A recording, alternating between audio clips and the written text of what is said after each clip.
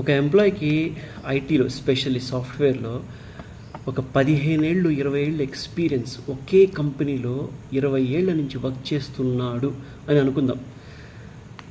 వాడి బ్రతుకు ఎలా ఉంటుందంటే 20 ఏళ్ళ నుంచి డెడికేటెడ్గా పనిచేస్తాడు.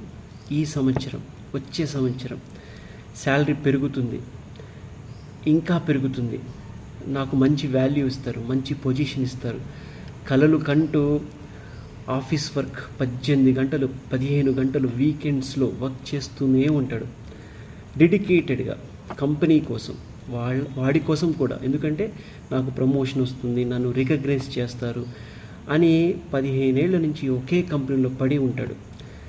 సంవత్సరానికి 30,000 40,000 శాలరీ పెరుగుతూనే ఉంటుంది. 30,000-40,000 మాత్రమే.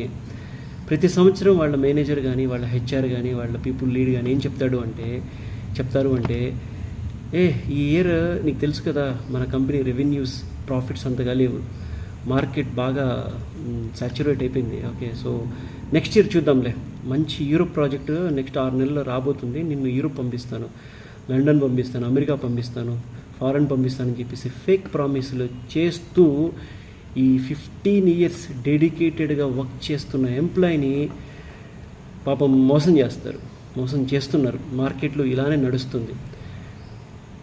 ఈ ఎంప్లాయీకి 15 ఏళ్ళ నుంచి డెడికేటెడ్గా వర్క్ చేస్తున్న ఎంప్లాయీకి 15 లక్షల శాలరీ అనుకుంటే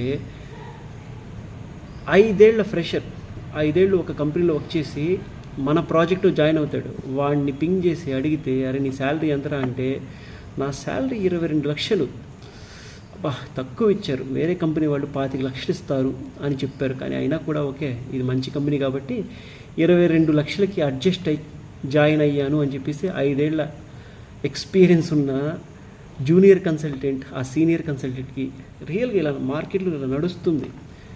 సో ఏది ఏమైనా సరే 15 ఏళ్ళు 20 ఏళ్ళు ఒకే కంపెనీలో డెడికేటెడ్గా వర్క్ చేయడం అనేది మన మూర్ఖత్వం. అది శాలరీస్ పెరగవు, ఏదో లేజీగా అక్కడే టైంపాస్ చేస్తూ కరెక్ట్ టైంకి లంచ్ చేస్తూ డిన్నర్ చేస్తూ ప్రాజెక్ట్కి ఆఫీస్కి వెళ్ళామా ఇంటికి వచ్చామా అన్నట్టు. కానీ డెడికేటెడ్గానే బాగానే వర్క్ చేస్తామని మనకుంటుంది, కానీ మన కంపెనీ వాళ్ళకి అర్థం కావట్లేదు. 15 ఏళ్ళు ఒకే కంపెనీలో ఉండకూడదు అని నా అభిప్రాయం. అప్రైజల్ సిస్టమ్, ఈ పర్ఫార్మెన్స్ సిస్టమ్ మీద మనం అసలు డిపెండ్ అవ్వకుండా ప్రతి 2 ఏళ్లకు ఒకసారి కంపెనీస్ చేంజ్ అవుతేనే ఎవరైనా బాగుపడగలరు అని నా ఈ వీడియో ఉద్దేశం. ఎవరైనా హెచ్ఆర్ ఈ వీడియో కనుక చూస్తే మీ అభిప్రాయాన్ని చెప్పండి. ఓకే, ఏదేమైనా సరే ప్లీజ్ లైక్ చేయండి, షేర్ చేయండి అండ్ నా ఈ వీడియోని వైరల్ చేయండి. Thank you.